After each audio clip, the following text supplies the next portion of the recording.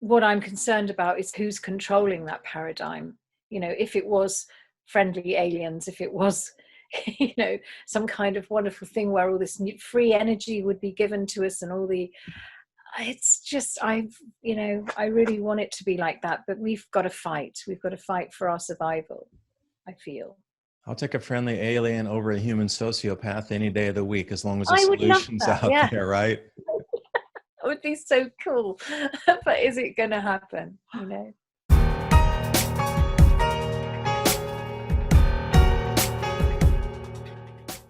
So good afternoon, everyone. Today, such a timely discussion here with Sandi Adams. And also, Sandi's really been delving into Agenda 21, now renamed Agenda 2030, for the last at least 10 years. Full expert on the knowledge here. And you can find more information. I'm going to make sure I have the site right here. sandiadams.uk. Now, again, how overlapping is this, where the site that she's been putting up information for such an enormous amount of time, really getting into it about environment, agriculture, farming, cashless society, carbon change, taxes, depopulation event, the re-education or the retraining of the populace, social engineering, and also privatization. And that's what we're seeing across the world's central banks is privatization, where American Treasury is now owning everything across the board. They're buying it. BlackRock's facilitating the transfer. Very difficult thing to swallow. But I think the fast tracking is maybe a dual purpose, because with my Grand Solar Minimum research, I was of the volition that this is a much heavier, powerful cycle intertwined with the regular 400-year cycle, that we were on a multiplicative 400-year iteration. So instead of being 400, it might be a 2,000-year cycle with 5 cycles overlapping, something like this.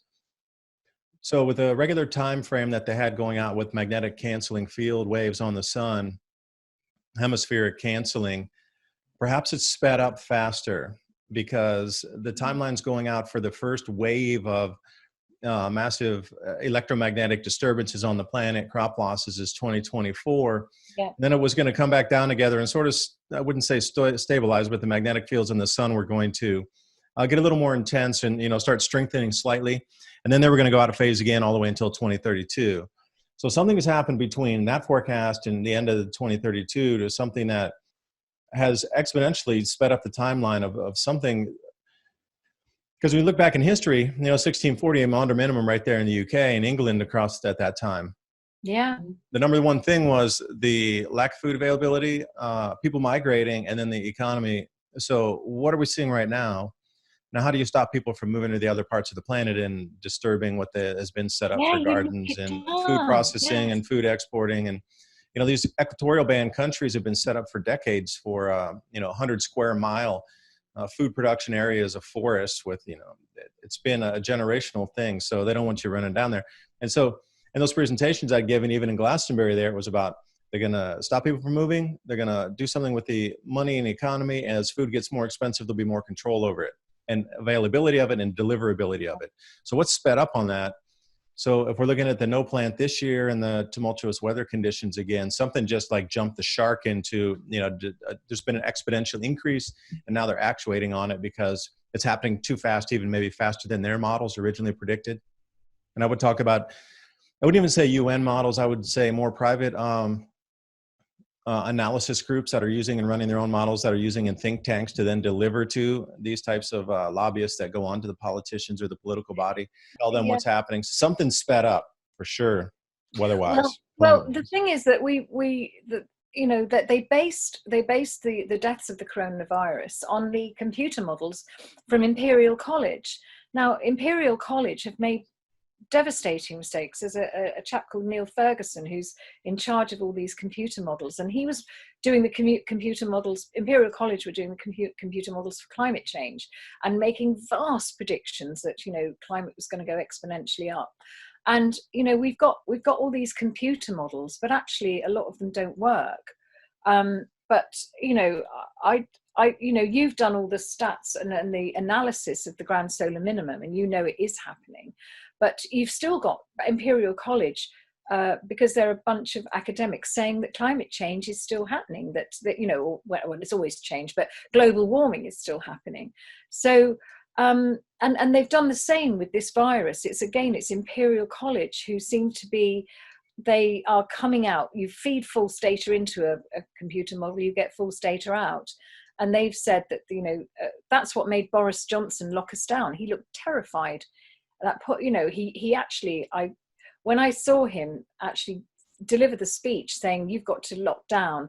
And I had 5 hours to close my business.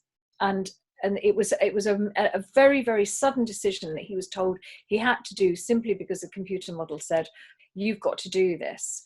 And that will be nowhere near that amount. And I think, maybe they must know about the Grand Solar Minimum. I don't believe that these politicians don't know. They must know, and all the futures markets must be aware of this, surely. So the futures markets will go into some sort of, the commodities markets. I mean, Hyper shock on non-deliverables is what they're going into. Ah, right. Okay. So the game only lasts as long as people believe the game's going on. Yeah. Yeah. Here's the thing about gold too. I've been following Zero Hedge. It's a website.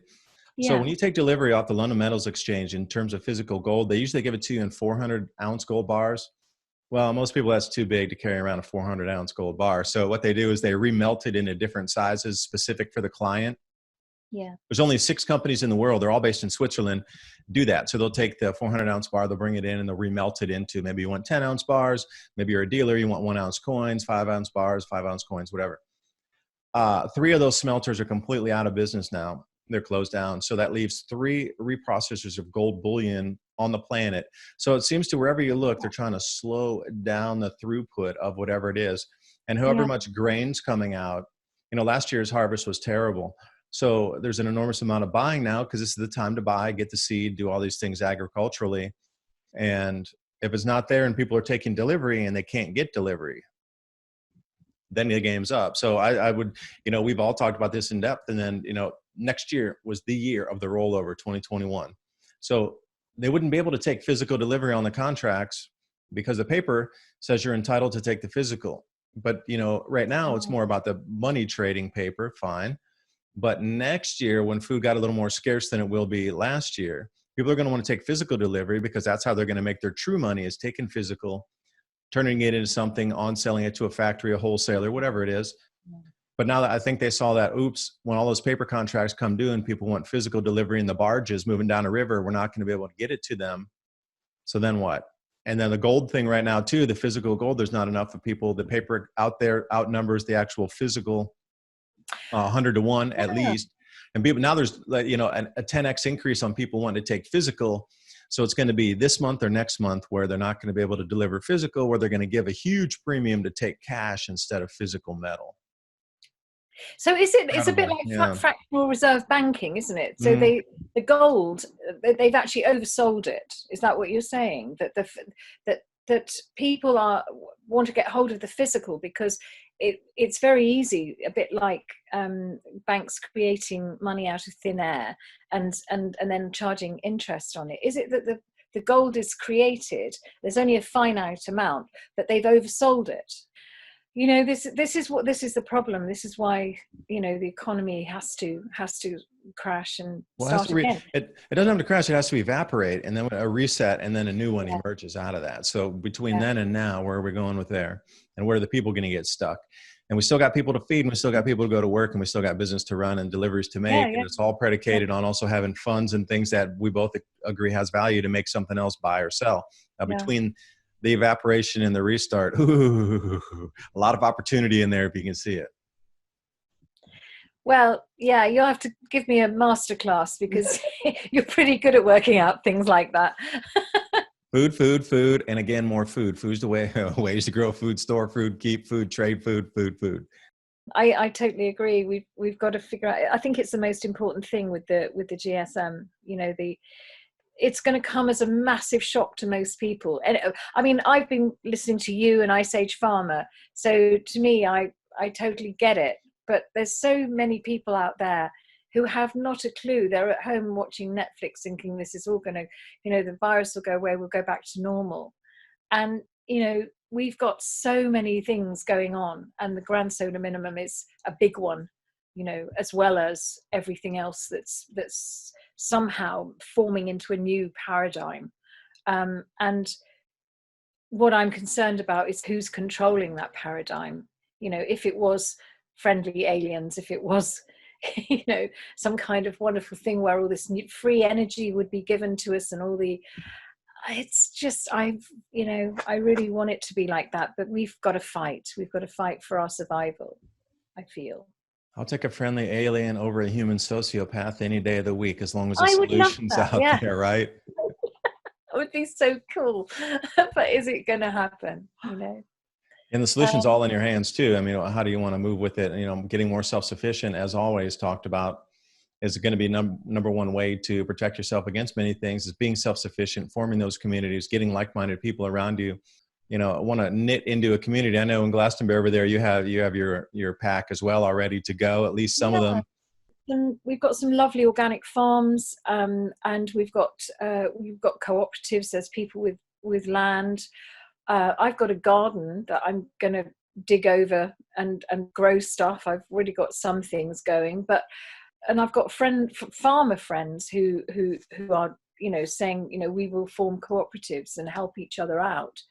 But it's going to be tough. It's going to be tough, and particularly in the cities. The cities, I don't know how people are going to survive, because you have to be in some sort of rural area. And I'm sure that's why the whole Agenda 21 thing is about putting people in cities, you know, because they want to control it with Monsanto. They want to control the food chain. And, you know, it's, you know, we've got very tough times ahead of us, and we've really got to work together. It's our challenge again, is to work together in, you know, real unity and love and understanding, and not fight, you know. And I would challenge everybody out there listening, what type of food can you grow in your house, or right on the front stoop of your house, or within a square foot or two around your house? Like, what kind of, just suss out the places that you think you might be able to grow something, and learn if it's high light, low light, you know, midday heat, whatever. Just learn about areas around your house and see what you can grow. Anything this year.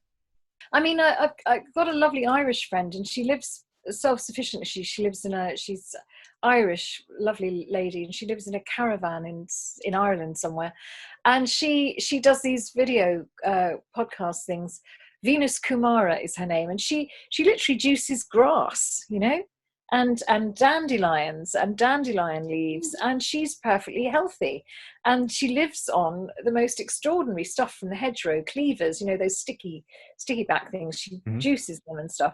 And, you know, you can actually, I've been growing alfalfa just in jars and eating it every day. It's very quick.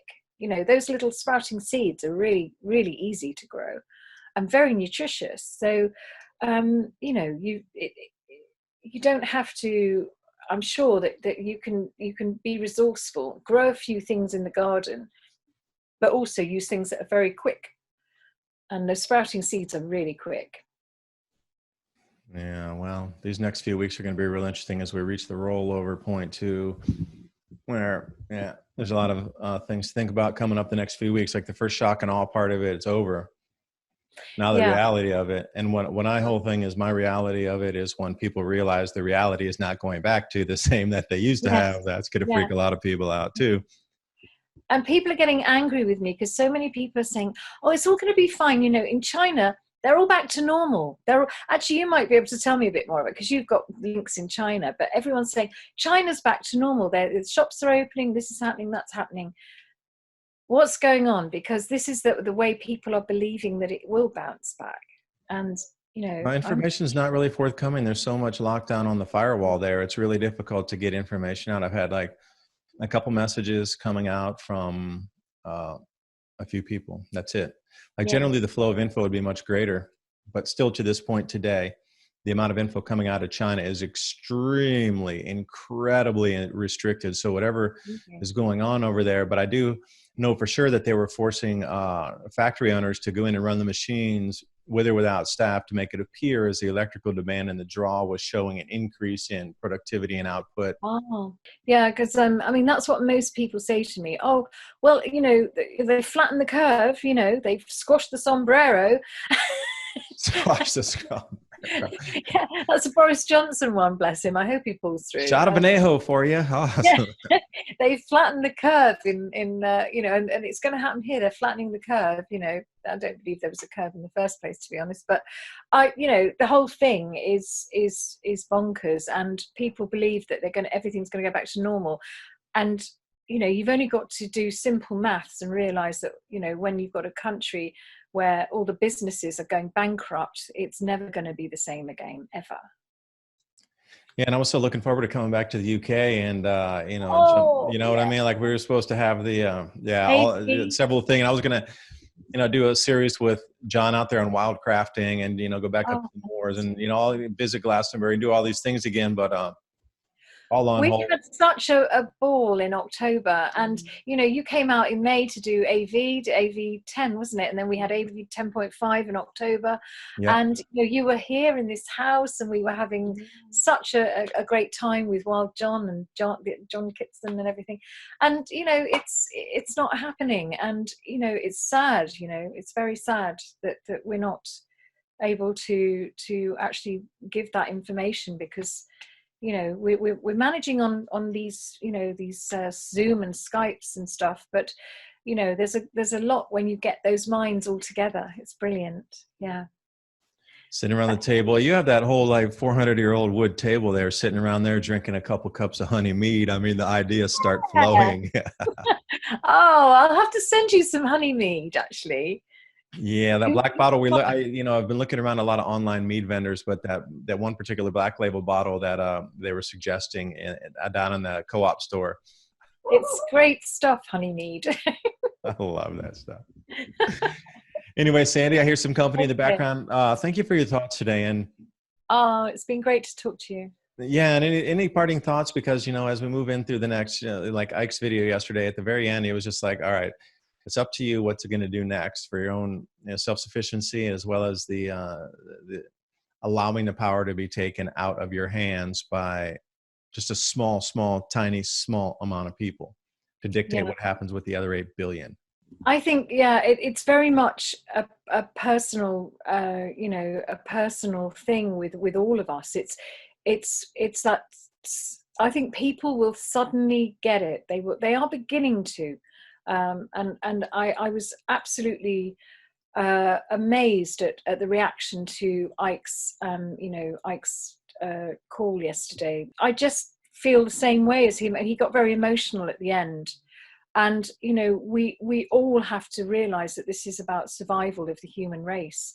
You know, the agenda that they have for us is a very highly technocratic AI agenda. And this is what all this is about. Many people can't join the dots, but they will if they continue to do their own research. And all I say to people is don't have an open mind to this stuff, because if you continue to believe that it's all going to go back to normal and you sit and watch Netflix, valuable time's being wasted. And we have to do something.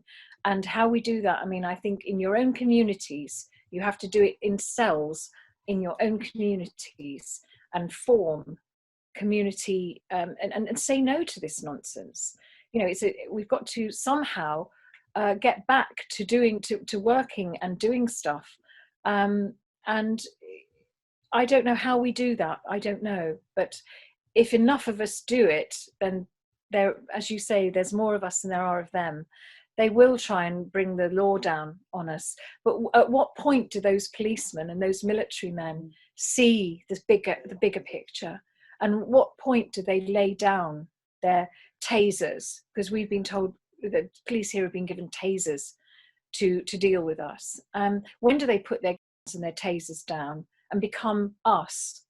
And that's what I think could happen, because at some point they will see that they can't impose this on us, when actually, you know, their moral compass is thinking about their kids as well. It happened with the yellow vests when the policemen took their hats off, their helmets off, and joined the yellow vests. And of course, you know, that was an amazing moment, because at times like this, humanity can pull together, and we have to. We're at this very, very crucial time. And I just, just really, I believe that we can do it. I do. We've just got to really, it's about everyone knowing and everyone understanding what's happening. Yeah, I agree. The AI synthesis of colonization of our brain in the supercomputer and taking over us into its human form is a no-go for me. It's the end of humanity if we don't do something. We Yeah, will the be merged with. technocratic transhumanist interface with AI that becomes a human, that computer jumps into a human form, but multiplied by billions with the supercomputers we have in our head called a brain. I think that's more the end game there. Again, before they get to that point, we got to pull the plug on that thing. Yeah. It's funny. I found there is a United Kingdom transhumanist party, a political party that upholds the transhumanist agenda. I was absolutely gobsmacked. I get notifications from them just to see what they're up to. Just say no to the nanobots. Yes, exactly. Say no to the nanobots. I think that should be our rallying call. Yes, say no to the nanobots. Yeah, great talk. And again, you've been on this for so long, ahead of so many other people. And more information, sandyadams.uk. Remember, going through the environment. Everything's broken down here succinctly. For the read more sections about agriculture and farming, the cashless society, the carbon agendas, the social engineering, and again, the privatization of business and commerce on our planet. And it really fits the bill. I mean, everything, as I'm looking on your front page here, I'm just shaking my head going, every one of those check is what's happening currently. It's unbelievable how much research you did and put it all together here.